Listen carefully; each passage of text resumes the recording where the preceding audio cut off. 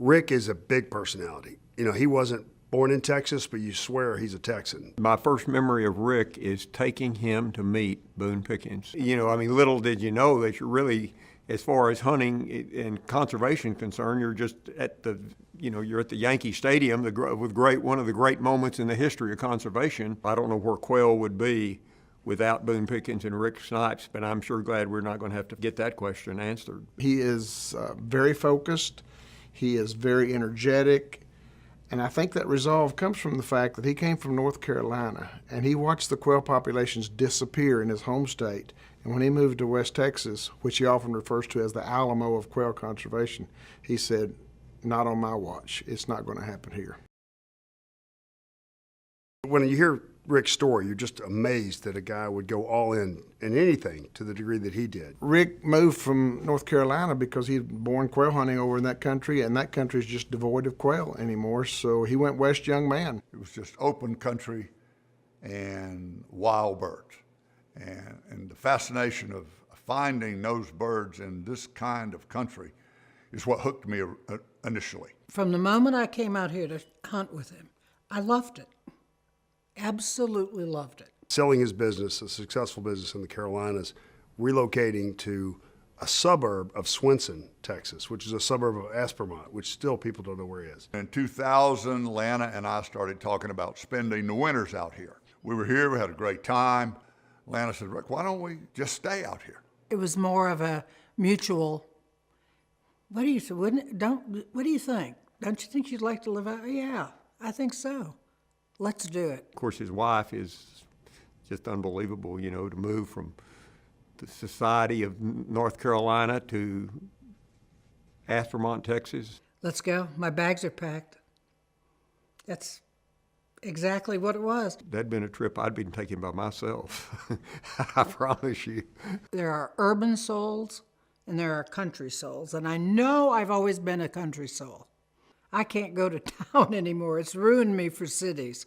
To build a dream ranch, the Augusta National of quail hunting, in a spot that he'd been hunting for years, but felt like if he moved on site, he could personally get involved with every project, with every bit of land, and then build out the ideal place to hunt quail. He's done everything he could to tweak the knobs to make every square inch of that ranch usable by quail, and that's the key to quail management. He's the ultimate quail aficionado. I mean, he runs all of his own equipment, trains his own bird dogs. He does it all himself, and I don't know anyone else that does that to the extent that Rick does. My goal was to have every square foot of this ranch be quail habitat.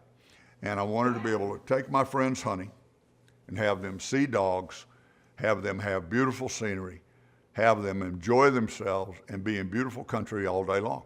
All of those goals of making the place a beautiful place to hunt also made it a better place for quail. Oh, it's heaven. I mean, it's just absolutely perfect. It's the Augusta of quail ranches. Different elements of quail hunting attracted me. The fact that something's always happening, something's moving. And also, you had to have a little skill to shoot the bird. Rick Snipes is unquestionably the best wing shooter I've ever seen. You know, it can be a little intimidating as a hunter to go side by side with this guy, but he makes you better. And when you do something great, boy, you feel like you're king of the world because he's so free to compliment and so quick to tell you how good you are, even though you know you can't even carry his shell bag. I think he would be like the consummate hunter to me because he loves it all, the land, the dogs, the birds, the friends, everything that goes with it. You know, if we're bird hunters, we really don't hunt birds. I mean, we hunt the dogs that hunt the birds. And I think the dogs fascinated me. Rick feels like that a puppy should be a puppy, just like I guess a child should be a child. He lets them play for a year or a year and a half before they even point a covey. And his dogs have no equal. They're just the best that I've ever seen, period. I think the dogs that you have so much reflect the time in your life that you had them. You know, and so probably the greatest of all dogs for me would have been Brisket. And I had him in started in my early 30s, and he lived 12 years. And I learned a lot by going hunting with him. You know, I learned what a great dog is and what a great dog can do. And every dog that I've owned since then has benefited from what Brisket taught me. And so he was the great one, the one great one. With his leadership in the Rolling Plains Quail Research Foundation and all of his involvement and all the time that he spends trying to improve conditions for quail hunting and create more quail for people to go out and hunt in the future, he's giving back. Our whole goal has not been to make this thing perfect, but to give the guy who wants to exert some influence on his ranch the chance to do so. He has a saying, the main thing is to keep the main thing the main thing.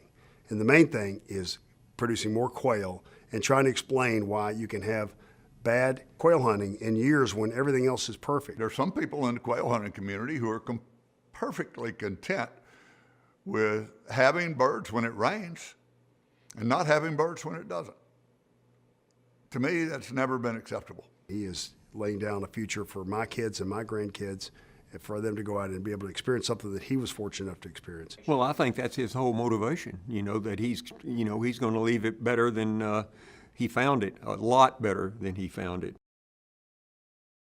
What Rick does, he's a great reader, and he'll quote some of the great writers, Nash Buckingham and others, that he is just full, his mind is full of quotes of great writers and how they artistically portray the whole experience of the Zen-like interaction between dogs and bird and man and the fellowship of other hunters. And he really can put a fine point, a poetic point on the whole experience. You don't just feel like you're going out to get a bucket of birds. You feel like you're on an experience with someone who could also be a great writer and a sage. It's just something he did so naturally that he just doesn't feel like he should get to work for it. I think it's very special to him. Very. While I'm sitting here and I'm being honored, the real honor goes to the people who are sitting in the audience. I've often thought that the perfect symbol for this award would be a mirror where I could hold it up and people could see in it their own face and understand who the forces behind this deal really are. And it's the guys at Park Cities. And so I feel very honored that that group would honor me. It's humbling.